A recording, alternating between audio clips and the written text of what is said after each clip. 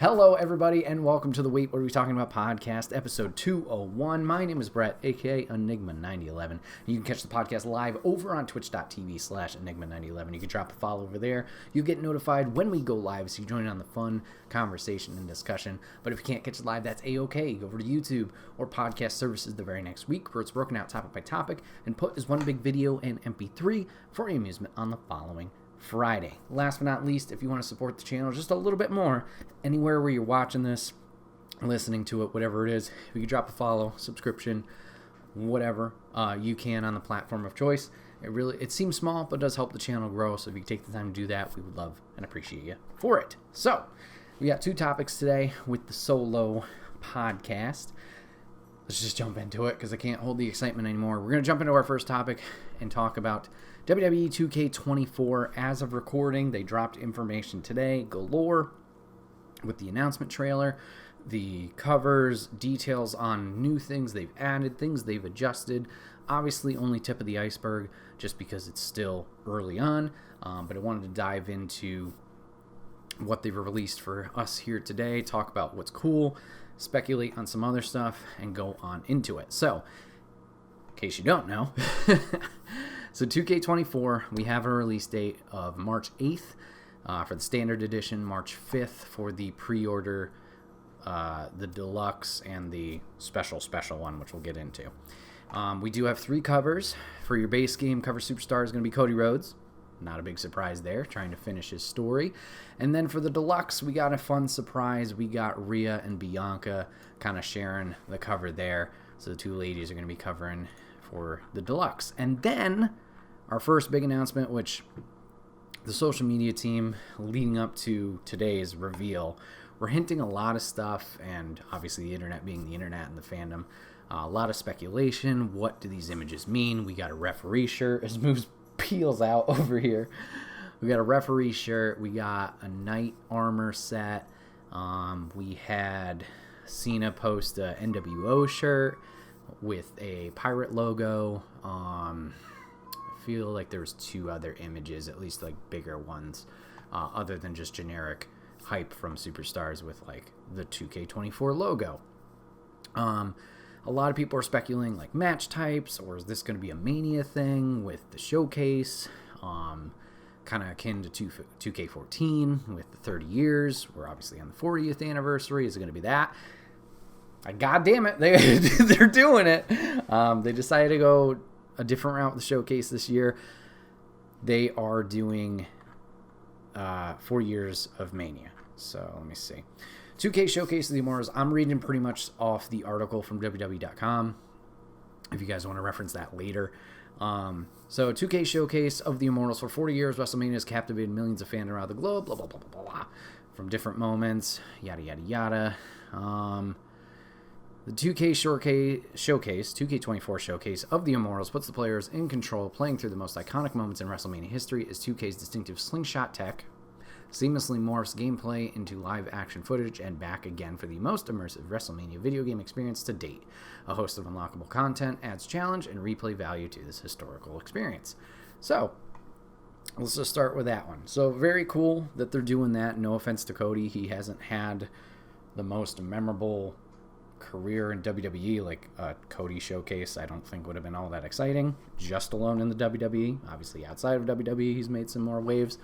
But just yet, he hasn't gotten that. So, in comparison to past superstars like the Rey Mysterio showcase, the John Cena showcase, or rather beat Cena, like, that makes more sense to kind of go with them. But to go this route, obviously the anniversary and everything, it's great. And I know we already did it with 2K14, but with it being 10 years ago, it's just exciting because it's not, oh, we're playing the same person every match. You know, we mixed it up a little bit this year with the beating Cena in all these different matches. We're playing as different superstars, wrestlers, etc. But this is just going to add more fun because obviously the legends to it and different matches for the showcase. Now, with every positive, we got to be a little, not negative, but speculative. I believe in 2K14, and I'm looking it up right now, we got a match per WrestleMania. So, obviously 30 years, 30 different showcase matches, 1-to-1. Are you not helping me here? 30 years full match list. Why the hell is it going?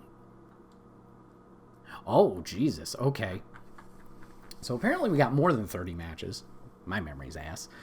So apparently, according to SmackDown Hotel, shout out to them, there were 47 matches. So there was one per Mania until 17. No, 11.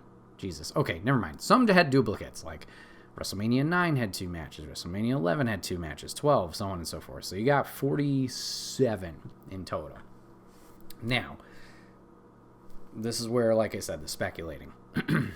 It doesn't specifically say,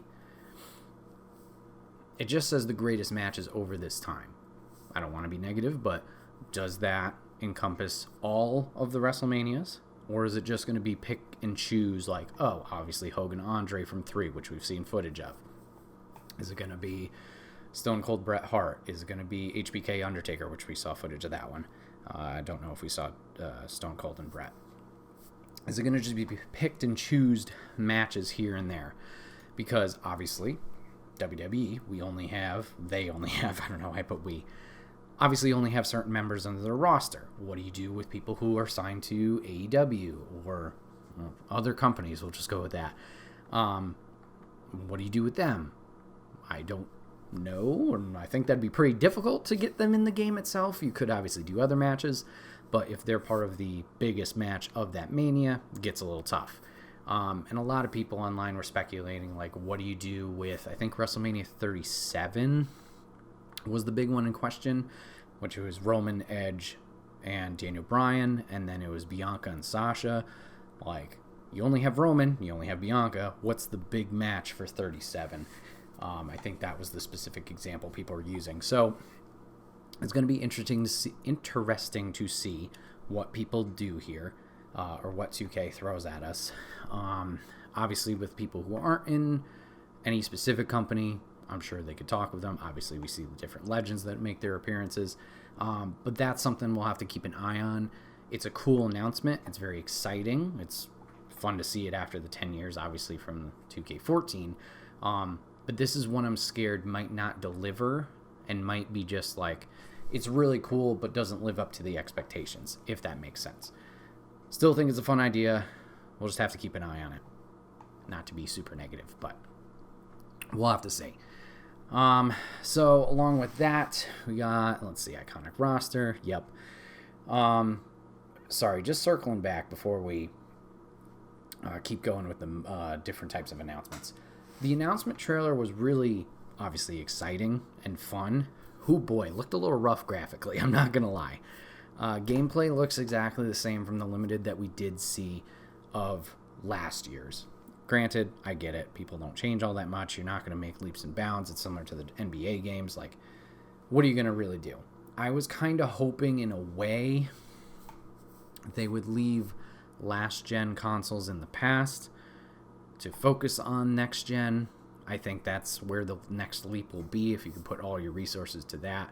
But they are still supporting both consoles, both the Xbox One and PlayStation 4, along with next-gen PS5 series. So you'll still have that option. They are doing if you buy like the higher up ones or the current gen, then you get the past gen. So if you wanted to, like, you don't have the next gen experience right now or systems, you can play on your PS4, Xbox One, and eventually cross-play into that new generation if you made that upgrade. So, excuse me, I don't think we'll see a big graphical change until, unfortunately, we cut those systems. But, you know, more players playing it, that's the most important thing. And there's a lot of good additions here that they are making.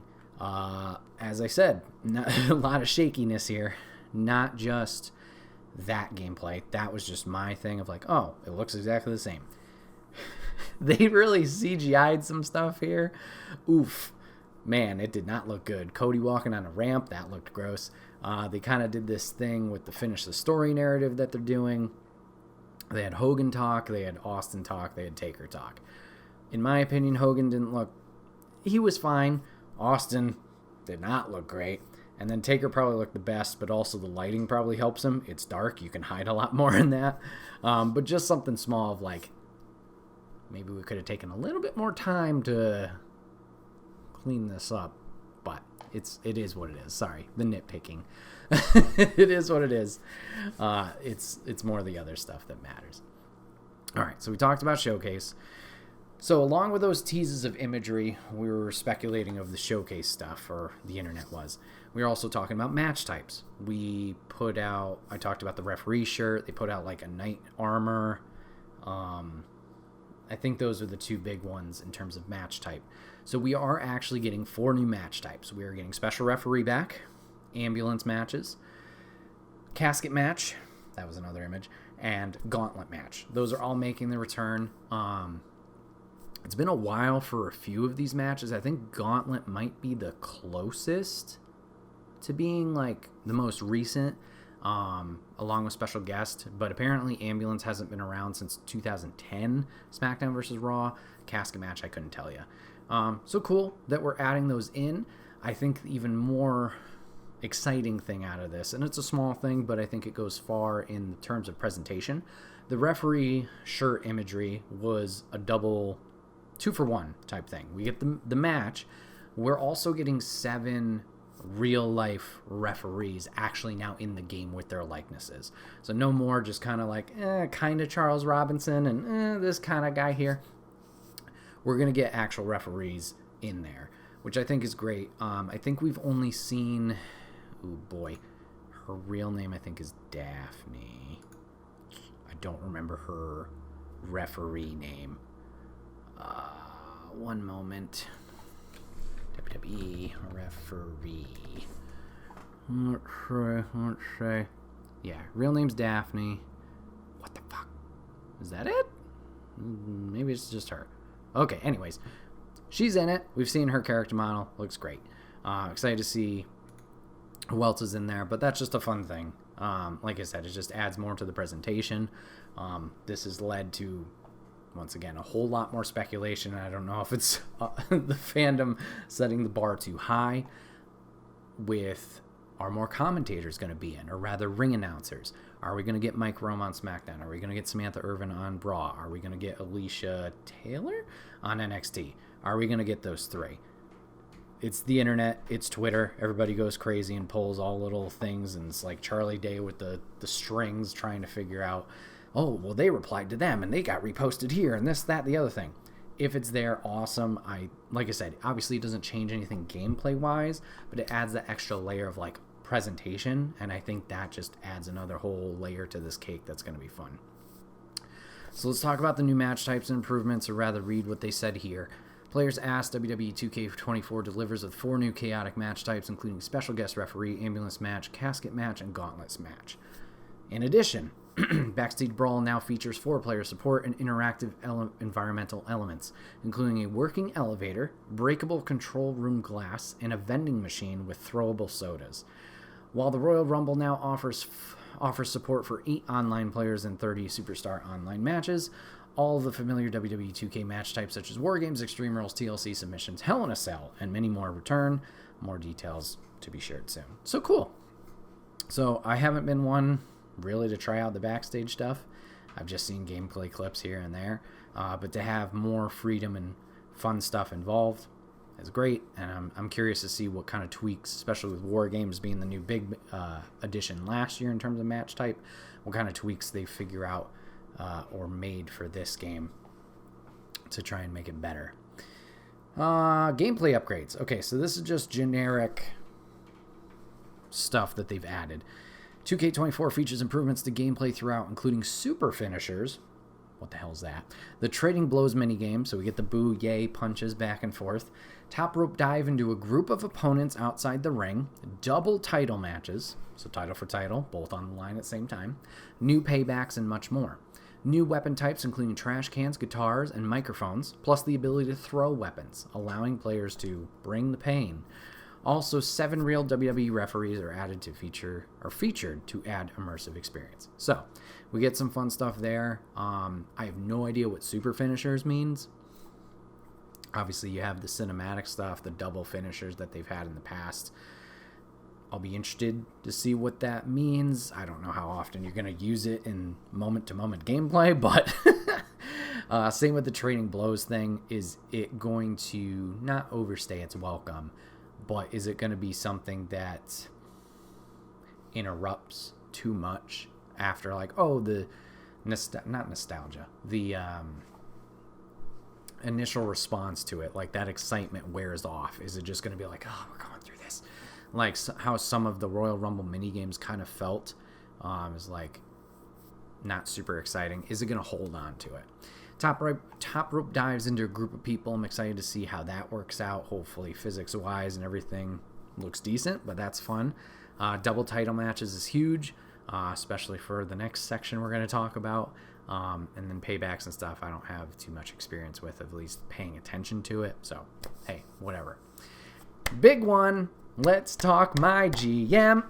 Okay, so popular WWE brand management simulation continues to expand with new GMs and brands to choose from. More match types, more dramas, more championships, talent scouts, superstar trading between brands, superstar contract management, and the new superstar journey, which allows superstars to earn XP, train, and level up to gain new benefits after participating in matches. Ooh, I'm so excited to dive into 2K24's GM mode. For those of you guys who don't know or don't watch, this is where I put most of my time, whether it's playing on my own or playing with Papa Griff. It's a blast. It's always a blast jumping into GM mode. I'm glad they brought it back, and to see it's actually getting the love and care, put behind it, and not just like a passing glance of like, yeah, it's in there, whatever. I'm excited for this. If you go to the 2K page itself, ECW is confirmed, as it is in the background of Breeze's shot here. So we're going to get the ECW brand, which we were kind of talking about for hopes and stuff. So I assume Paul Heyman's going to be one of the GMs that will be added. So awesome stuff there. Now I'm curious about the other stuff that they're, obviously adding to this mode. More match types, great. More dramas. I'm curious if this is just a different way to build rivalries that we already had. Is it going to be more email interaction with the superstars? Stuff like that. Championships, great. We didn't have we had the mid-card titles. Was there something that we were missing? Because we had U.S. Intercontinental. We had that added last year. Maybe you can just customize it a little bit more? We'll have to see. Talent scouts is interesting. I'm curious if that will just be taking what the recommendations were for like your draft. If it's taking that, having like a Hurricane Helms, for example, or a Road Dogg, if they'd be like, oh, here's so-and-so in the free agent pool. We think they would make a good fit to your roster because of the class, or, you need something filled or something to enhance your roster. I'm curious what that will be like. Superstar trading between brands. This is a fun addition just because we haven't had that since 2K has implemented the mode, so you can trade between, whoever. Superstar contract management. That one's an interesting one too, because at least so far in 2K's GM mode, obviously the first one, 22, you only had the one season. You signed on your roster, the draftees, you signed them for a full year. And then from there, everybody else that you acquire was either 5 weeks, 10 weeks, somewhere in between. Could be full-time as well. 2K23, we had the same idea, except it was a full redraft once you ended that season, heading into the subsequent seasons, right? So with contract management, I'm curious how that's going to work out. Is it going to be like the SmackDown versus Raw days, 3 months, 6 months, 9 months, a year? And then you get more of a mix-up if you come back to the draft. Maybe not everybody's in the draft pool again. You have people who are still signed for X amount of time. Obviously with the 3-month stuff, like more contract management on top of that. Contract cards are going to be huge if they even still are doing those, or if they're changing those up. So excited to see what that entails. Hopefully they keep adding more options to players like we talked about with last year's mode. They had the 3 different salaries you could start with, and then like if they're going to play around with that a little bit more. I don't recall. But that's fun. Might be a little more stressful. I'm not going to lie, but excited to see that. And then the biggest one, the new Superstar Journey, allowing us to earn XP. This was I don't know if we talked about it on air, if we talked about it while recording, but I remember Papa Griff and I were talking while we were playing of like microphone skills. That's just the biggest example I can think of. Like, I have a level 2 star mic promo skill. If I put that person in promos, they're kind of shit out of luck. It's really sink or swim. They're probably going to sink. There's no benefit for me risking putting this person in to do promos. But this seems like if we put them in promos, potentially they could get better at promos, and then we can yield those results, kind of investing in. It does say new benefits participating in matches. I hope that's the same thing. Or you can send them to a promo class. Like we had in 2K23, you had the stamina, not talent scout, but physical fitness person. You could send a superstar to there, regain their stamina. And then you also had the movie deal, which so-and-so's popular. They won't be available for 3 weeks. You get a bunch of money. I wonder if it's going to be stuff like that. Hey, go to this training camp to get better your promos. Go to this training camp to, I don't fucking know, improve their stats overall. But that sounds fun because it makes it a little bit more strategy of okay, this person on my roster isn't doing super great. How can I benefit or grow them rather than just be cut your losses and try and gain somebody who is better at those skills, but is probably more expensive. I think that also helps for the free agent pool. For those of you guys who don't know, they have the free agents there, the generic superstars, the enhancement talent, the jobbers, whatever you want to call them. They're not real people, and they're just people that 2K has created and put in this mode. I usually take those people out, and I'll put in current NXT superstars that haven't made it onto the roster, or I'll swap the roster so the NXT talent is down there if they haven't got called up to the main roster. This could be another opportunity, whatever your roster is of that free agent pool, grow them up. Because if so-and-so, oh crap, I'm just trying to think of one of the names. Karen Compactor, I think that's one. Shout out to Up, Down, Down. There you bring her in, her popularity is a 20, you build her up to be more of the mainstay, main superstar, main wrestler, in comparison to just using that one card that promotes them to your roster permanently. Improving them with this experience, this superstar journey, that could be great to kind of elevate a lot of people instead of just hammering or chipping away at the promo, or putting them in matches to try and hope they get popularity even if they lose. So this is probably the mode I'm most excited for, but granted, once again, it's where I put the most time into, so that makes sense. We got my faction. Team building mode in which players collect, manage, and upgrade an array of superstars and legends to create their ultimate 4-person factions. Returns with a direct purchase card market, updated multiplayer experience. Players can now compete, blah, blah, blah, blah, blah, blah, blah, blah.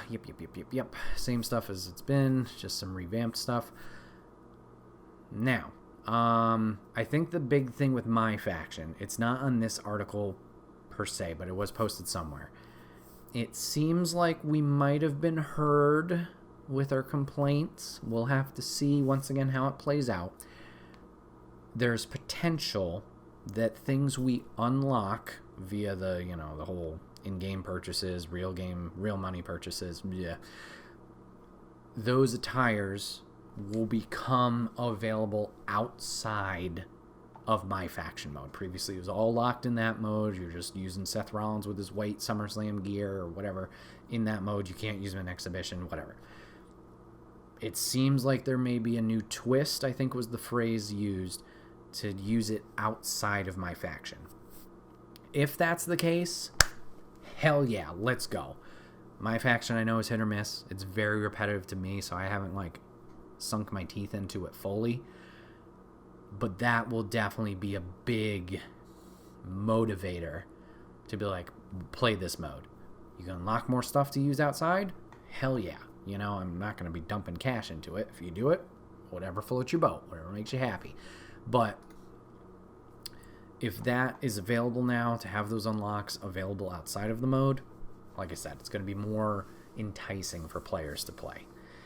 My Rise makes its return. We got 2 new storylines, Undisputed Men's and Unleash the Women's.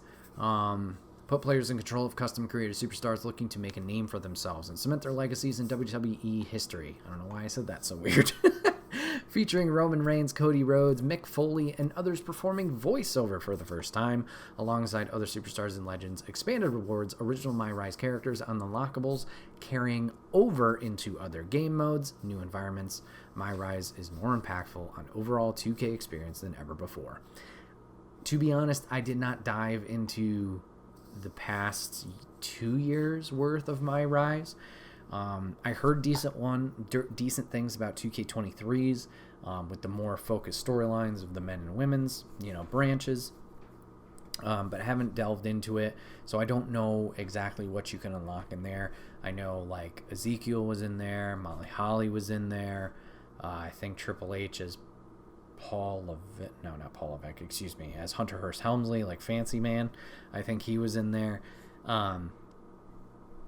Knowing that these now carry over into other game modes, once again, more enticing. Should give it a shot. I know the year before that they had old characters for like Dominic Dijakovic was in there, King Booker was in there, King Corbin was in there, and I believe initially those were locked behind My Rise. I think eventually they were like, oh, there's a lot of flack here, we'll release them. Can't recall, or if I just download them off created Superstar Creations. But I'm glad they're still diving into it. I know a lot of people have had fun with this last year's iteration. We'll see how it goes going forward. Another one that personally I don't play a lot, but I know a lot of people do with creating their stories, is Universe Mode. Ultimate Universe Sandbox puts players in charge of superstar rosters, feuds, championships, weekly shows. Premium live events now features an expanded rivalry actions, including run-ins, Money in the Bank cash-ins, scenarios, brawls, as well as new cutscenes, special guest referee support, double title matches, and loser leaves town stipulation. So we get some more addition there. Like I said, I tried it out this year with the Superstar mode. It's kind of like a career mode, but using the in-game real superstars. If you'd like to, you can still use a custom one. Never fully hooked its teeth into me either. But cool. More additions for those people who play that. And then we got the Creation Suite, the 2 big ones that are being added. You can now create a referee, and you can now create a sign for the crowd. So if you want to do that, go nuts with that stuff. All right, so we got the 3 editions. You got Standard, 4 editions. Standard Cross-Gen, Deluxe, and 40 Years of WrestleMania. So, what do you get for pre-order in these son of a guns? So, going into it, pre-order bonuses. Players who pre-order the WWE2K24 Standard Edition will receive the Nightmare Family Pack, a bonus pack of content including 4 playable superstars, 2 alternate versions of Cody Rhodes. You got Undashing and Stardust. You get those 2. You'll also get the 1976 version of his father, Dusty Rhodes, and one of Dusty's greatest rivals, superstar Billy Graham, this is his first appearance in the games like ever. I think he was in Legends of Wrestling back in the day, but yeah. You get my faction content for those guys. You get a bruised Cody Rhodes gold rarity card. And for the first time ever, Cody's dog Pharaoh will be a manager card. So you get a little fun pack there, similar to, I don't remember what the pre-order bonus last year was. Bad Bunny? I think so. So you get a little bit more bang for your buck if you pre-order. You get 4 people along with the stuff there. If you go Deluxe, what do you get with Deluxe Edition? You still get the same pre-order stuff. You will also get the Season Pass with all 5 post-launch DLC contents, the My Rise Mega Boost, boost your character, Supercharger, unlock all the stuff, Well, unlock most of the stuff. Gold rarity cards for Rhea and Bianca, and alternate attires for Bianca and Rhea, which I believe, I don't recall if they said what attires those are, but you get that. So what do you get for the big one? The big NWO pack thingy from last year, or edition. So 40 years of WrestleMania edition. Whew, it's going to cost you a pretty penny. In addition to all the bonus content included in the other editions. This includes alternate attires for Macho King Randy Savage from WrestleMania 6, Rey Mysterio from WrestleMania 22, Triple H from WrestleMania 30, Charlotte Flair from WrestleMania 33, and Rhea Ripley from WrestleMania 36, as well as gold rarity My Faction cards for each of them, instant unlocking of all showcase characters, and this is the big one that I'm actually like, oh, that's pretty cool, the WrestleMania 40 arena at some point later post-launch. So you can get the season pass, which gets all of the generic unlockables like your superstars, your championships, your arenas, and then this one gets all of your showcase unlockables. So like the Beta Cena mode was RVD and Batista and I don't know, all these other guys. So that's what you get for the super mega pack giant thing if interested.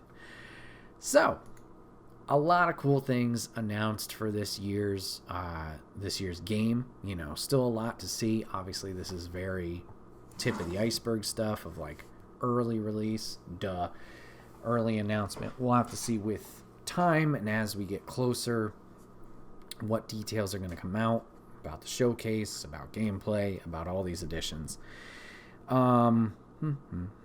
Just checking my notes. Punk. Let's talk about CM Punk, because where's he? Is he going to make the game? Is he not going to make the game? Some people are speculating he's going to be part of DLC. Obviously, we haven't seen him yet.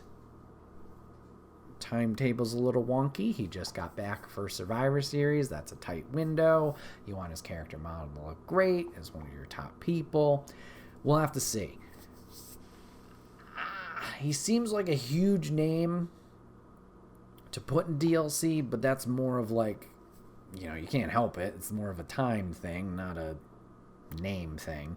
So he could be the driving force for the DLC of like, oh, you get the season pass, you get CM Punk. Who knows? Some people are saying it'll be the very last DLC, which by rollout would be August? September? I'm trying to think back to when the last DLC came out for 2K23. You know what? We have the power of the internet. Let's look it up. WWE 2K23. Oh God, I can type. Season pass. La, la, la, la, la.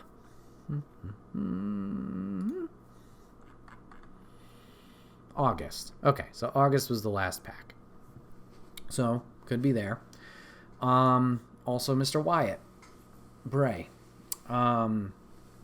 Totally fine with the ladies being on the cover here. That kicks ass. I think Bianca being the first woman of color also to be on the cover is great. I thought they were going to do Bray like a kind of, not Legends thing, but like an homage to him, put him on the cover for the deluxe edition, kind of how they've done with other superstars, Legends of the past. Not that they've been dead or anything, but oh boy. I thought that would be something. You do a Firefly edition. But apparently they're going to do some kind of homage to him or something, you know, to celebrate his life in this game. So I'm interested to see what that entails. If it's just obviously including him and Uncle Howdy and all that stuff, we'll have to see. If Cena's tease with the NWO shirt and the pirate flag is to be believed, then that could be one of the matches in the showcase mode. Do the little cinematic match. How does that work? I don't know. They didn't fight all that much. But we'll have to see. And then the last thing I had for notes is they did announce at the Royal Rumble, so as of recording this Saturday, they do have their hands-on preview events. A lot of media creators or content creators have gone public today saying, oh, I got invited to it. So we will see some gameplay starting. I believe they can start publishing on February 1st. So we'll have to see what they get their hands on, what they can test out, all that stuff. I know they definitely had a lot to reveal for 2K23 last year, so excited to see that. I think Woods was also filming stuff this past Tuesday, so maybe he'll have some details about GM mode. But yeah, we're downhill from here. We're just heading into March. We're heading into Mania season. So a little over a month, maybe a month and a half away from release right now. So yeah, news is just going to be coming out. Like I said, biggest things I'm interested to learn more about. My GM mode, number one, roster, duh. You want to know who's in this thing. They claim 200 or over 200 people. Obviously insane. So excited to see that. And then just the showcase mode. See what we're getting ourselves into. Who were they able to get legend-wise for the past Manias? Is it going to be every Mania? Is there going to be repeat matches? Or not repeat matches. Is there going to be multiple matches per Mania, similar to 2K14? What were they able to get here? Yeah, just exciting times. Looking forward to jumping into it. We'll be grabbing my copy or pre-ordering my copy rather soon. So yeah. Fun stuff.